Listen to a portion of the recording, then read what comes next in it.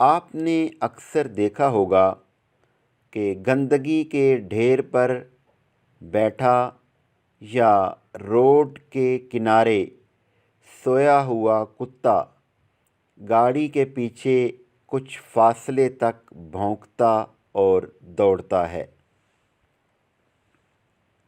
نہ تو یہ کتا آپ سے گاڑی چھیننا چاہتا ہے، نہ گاڑی میں بیٹھنا چاہتا ہے، اور نہ ہی اسے گاڑی چلانی ہے، بس خواہ مخواہ بھونکنا اس کی عادت ہے۔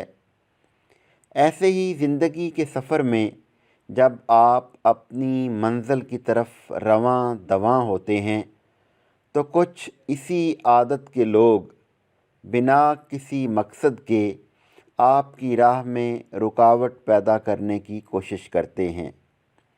اس لیے جب آپ اپنی منزل پر رواں دواں ہوں اور لوگ آپ کی راہ میں رکاوٹ ڈالنے کی کوشش کریں تو ان سے الجھنے کی بجائے اپنی منزل کی طرف رواں دواں رہیں۔ انشاءاللہ کامیابی آپ کی منتظر رہے گی۔